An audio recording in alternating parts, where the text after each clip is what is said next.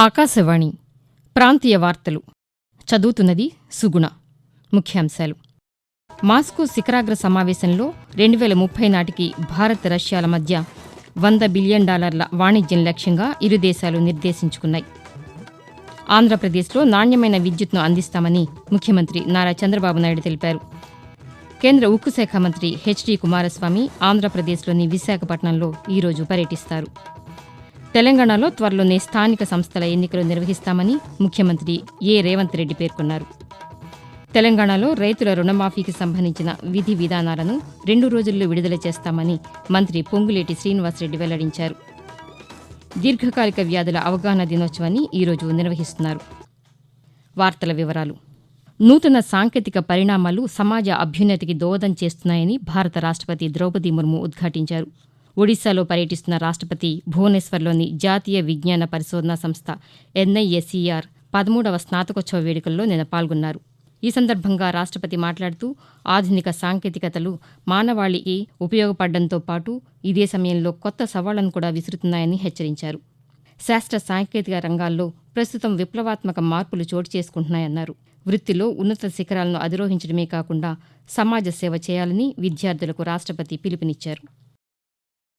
భారత ప్రధానమంత్రి నరేంద్ర మోదీ, రష్యా అధ్యక్షులు వ్లాదిమిర్ పుతిన్ల మధ్య మాస్కోలో జరిగిన శిఖరాగ్ర సమావేశంలో ఇరు దేశాలు 9 కీలక రంగాల్లో సహకారానికి ఒప్పందం కుదుర్చుకున్నాయని విదేశాంగ శాఖ కార్యదర్శి వినయ్ మోహన్ క్వాత్రా తెలిపారు. నిన్న ప్రధానమంత్రి రష్యా పర్యటన వివరాలను మాస్కోలో పాతికేయులకు ఆయన వివరించారు. ఈ సందర్భంగా వినయ్ మోహన్ క్వాత్రా మాట్లాడుతూ మాస్కోలో జరిగిన 22వ భారత రష్యా వార్షిక శిఖరాగ్ర సమావేశంలో 2030 నాటికి భారత్ రష్యా దేశాల మధ్య $100 బిలియన్ వాణిజ్యాన్ని లక్ష్యంగా ఇరు దేశాలు నిర్దేశించుకున్నాయని అన్నారు.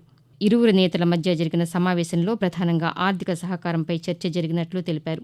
2 దేశాల మధ్య సహకారానికి సంబంధించిన అంశాలతో పాటు వాణిజ్యం, మూలధన అనుసంధానం, ఇంధనం, సాంకేతిక సహకారం, రక్షణ భద్రతకు సంబంధించిన అంశాలపై చర్చించినట్లు వినయ్ మోహన్ క్వాత్రా తెలిపారు. ఆంధ్రప్రదేశ్లో నాణ్యమైన విద్యుత్ను అందిస్తామని ముఖ్యమంత్రి నారా చంద్రబాబు నాయుడు తెలిపారు. అమరావతిలోని రాష్ట్ర సచివాలయంలో విద్యుత్ రంగంపై ముఖ్యమంత్రి నిన్న శ్వేతపత్రం విడుదల చేశారు. ఈ సందర్భంగా ఆయన మాట్లాడుతూ ప్రజల్లో చైతన్యం తెచ్చేందుకే శ్వేతపత్రం విడుదల చేస్తున్నామన్నారు. వ్యవసాయ విద్యుత్ మీటర్లు ఇప్పటికే ఏర్పాటైన చోట అవి వృధా కాకుండా ప్రభుత్వ ఖర్చుతో సోలార్ ప్యానెళ్లు ఏర్పాటు చేసి రైతులే విద్యుత్ ఉత్పత్తి చేసుకునేలా చూస్తామని చెప్పారు. మిగులు విద్యుత్ను ప్రభుత్వానికి ఇస్తే రైతులకు నగదు చెల్లించేలా చర్యలు చేపడతామన్నారు. రాబోయే రోజుల్లో ఆంధ్రప్రదేశ్ గ్రీన్ హైడ్రోజన్ విద్యుత్ ఉత్పత్తికి కేంద్రంగా మారుస్తామని ముఖ్యమంత్రి పేర్కొన్నారు.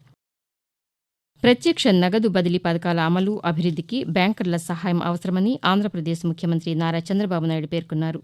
నిన్న వెలగపూడి సచివాలయంలో ముఖ్యమంత్రి అధ్యక్షతన రాష్ట్ర స్థాయి బ్యాంకర్ల కమిటీ SLBC సమావేశం జరిగింది. రాయితీ రుణాలు, వివిధ పథకాల లబ్ధిదారులకు బ్యాంకర్లు సహకరించాలని ఈ సందర్భంగా ముఖ్యమంత్రి కోరారు. స్వయం సహాయక సంఘాల బలోపేతంలో బ్యాంకర్లదే కీలక పాత్ర అని తెలిపారు. ఈ సమావేశంలో 2024-25 సంవత్సరానికి గాను 5.4 లక్షల కోట్ల రూపాయలతో రుణ ప్రణాళికను SLBC విడుదల చేసింది. కేంద్ర ఉక్కు శాఖ మంత్రి హెచ్డి కుమారస్వామి ఆంధ్రప్రదేశ్లోని విశాఖపట్నంలో ఈరోజు పర్యటిస్తారు. 2 రోజుల పర్యటనలో భాగంగా ఈ సాయంత్రం 6 గంటలకు విశాఖపట్నం విమానాశ్రయానికి చేరుకుని అక్కడి నుంచి RANL గెస్ట్ హౌస్కు వెళ్తారని అధికారులు వెల్లడించారు. రేపు ఉదయం కేంద్ర మంత్రి విశాఖ ఉక్కు కర్మాగారాన్ని సందర్శిస్తారని, అనంతరం ఉన్నతాధికారులతో సమీక్ష సమావేశం నిర్వహించి ఉక్కు కర్మాగారం భవిష్యత్తు కార్యాచరణపై చర్చిస్తారని అధికారులు తెలియజేశారు. తెలంగాణలోని ఉమ్మడి మహబూబ్ నగర్ జిల్లా కల్వకుర్తి ఎత్తిపోతల ప్రాజెక్టును వచ్చే ఏడాది డిసెంబర్ నాటికల్లా పూర్తి చేసి నీరందిస్తామని ముఖ్యమంత్రి రేవంత్ రెడ్డి తెలిపారు. మహబూబ్ నగర్ జిల్లాలో 396 కోట్ల రూపాయలతో చేపట్టిన పలు అభివృద్ది కార్యక్రమాలను ముఖ్యమంత్రి నిన్న ప్రారంభించారు. అనంతరం మహబూబ్ నగర్ కలెక్టర్ కార్యాలయంలో అధికారులు, ప్రజాప్రతినిధులతో నిర్వహించిన సమీక్షలో రేవంత్ రెడ్డి మాట్లాడుతూ త్వరలోనే స్థానిక సంస్థల ఎన్నికలు నిర్వహిస్తామని వెల్లడించారు.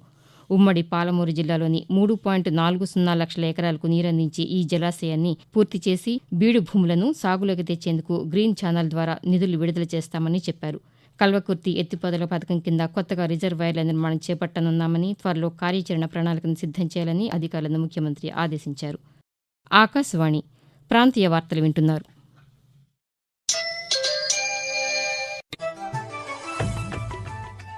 ఖచ్చితమైన సమాచారం, నిష్పాక్షికమైన విశ్లేషణలు, విశ్వసనీయ వార్తా ప్రసారాలకు వేదిక ఆకాశవాణి దేశ ఆర్థిక, రాజకీయ, సామాజిక, సాంస్కృతిక అంశాలకు సంబంధించిన నిరంతర వార్తా విశేషాల కోసం ఆకాశవాణి సామాజిక మాధ్యమ వేదికలైన న్యూస్ ఆన్ ఎయిర్ యూట్యూబ్ ఛానల్ను, newsonair.gov.in వెబ్సైట్ను, ట్విట్టర్లో ఆల్ ఇండియా రేడియో న్యూస్ను వీక్షించండి. తెలుగు ప్రాంతీయ వార్తా విశేషాల కోసం ఆకాశవాణి న్యూస్ విజయవాడ మరియు ఆకాశవాణి న్యూస్ విశాఖపట్నం యూట్యూబ్ ఛానల్స్ను వీక్షించండి.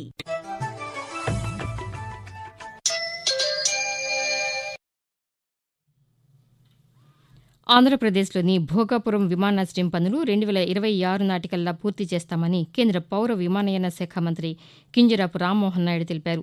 విజయనగరంలోని భోగాపురం విమానాశ్రయం ప్రాంతాన్ని కేంద్ర మంత్రి నిన్న పరిశీలించారు. అనంతరం ఆయన మాట్లాడుతూ ఉత్తరాంధ్రకు విమానాశ్రయ అనుసంధానం చాలా అవసరమన్నారు. భోగాపురం విమానాశ్రయంలో అంతర్జాతీయ టెర్మినల్, రన్వే నిర్మిస్తున్నామని కేంద్ర మంత్రి పేర్కొంటూ, విశాఖపట్నం గాని, శ్రీకాకుళం జిల్లా గాని ఇవన్నీ కూడా మీరు అందరూ కూడా తెలిసిన వాళ్ళే. ఎక్కడ కూడా పనుల కోసం వలసలు వెళ్లి విదేశాల్లో కూడా ఉన్నటువంటి విషయం తెలిసిందే. మరి అటువంటిది ఆ పరిస్థితిని మళ్ళీ మార్చాలనంటే ఎక్కడో ఒక దగ్గర మనం గట్టి పునాదులు వేయాలి. ఈ ఎయిర్పోర్ట్ ఖచ్చితంగా దానికి మనకు దోహదపడుతుందనే ఆలోచనతో శరవేగంగా దీనికి పూర్తి చేయాలనే ఆలోచనతో ఉన్నాం. ముఖ్యమంత్రి గారు కూడా ఇక్కడ భోగాపురం ఎయిర్పోర్ట్ కూడా ఫిజికల్ గా ఇక్కడికి వచ్చి చూడాలనే యాక్టివిటీని కూడా 11వ తేదీన ముఖ్యమంత్రి గారు కూడా పెట్టుకున్నారు. తెలంగాణలో రైతుల రుణమాఫీకి సంబంధించిన విధి విధానాలను 2 రోజుల్లో విడుదల చేస్తామని రాష్ట్ర సమాచార, పౌర సంబంధాల శాఖ మంత్రి పొంగులేటి శ్రీనివాసరెడ్డి వెల్లడించారు. హైదరాబాద్లో నిన్న మంత్రి పాతికేయులతో మాట్లాడుతూ ఆగస్టు 15వ తేదీలోపు తెలంగాణలో 2 లక్షల రూపాయల రుణమాఫీ పూర్తి చేస్తామని తెలిపారు. రైతు భరోసాపై ఖమ్మంలో ఈ రోజు నుంచి అభిప్రాయ సేకరణ చేస్తున్నామని చెప్పారు. రుణమాఫీపై రైతులు, ఉద్యోగులు, మేధావులు, రైతు సంఘాల నేతల అభిప్రాయాలు తీసుకుంటామని మంత్రి తెలిపారు.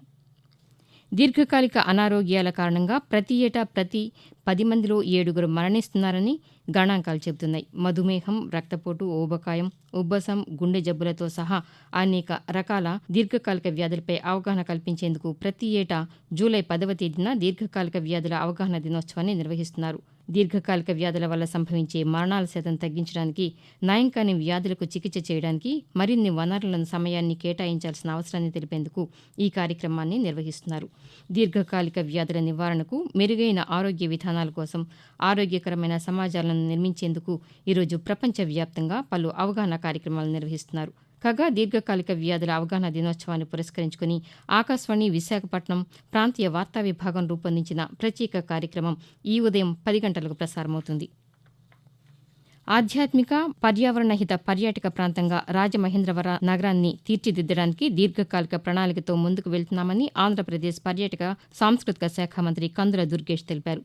రాజమహేంద్రవరంలోని గోదావరి నది పరివాహక ప్రాంతాలను రాజమహేంద్రవరం పార్లమెంటు సభ్యురాలు దగ్గుబాటి పురంధేశ్వరితో కలిసి మంత్రి నిన్న పర్యటించారు.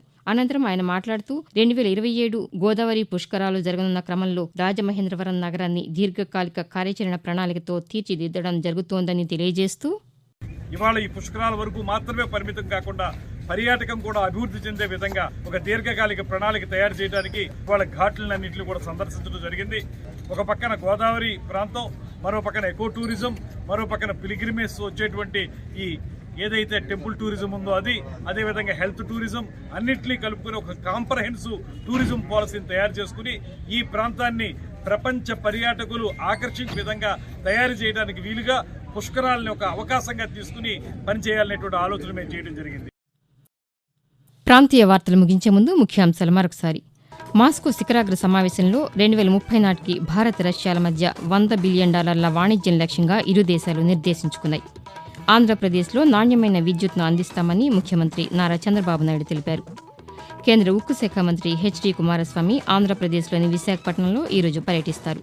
తెలంగాణలో త్వరలోని స్థానిక సంస్థల ఎన్నికలు నిర్వహిస్తామని ముఖ్యమంత్రి రేవంత్ రెడ్డి పేర్కొన్నారు.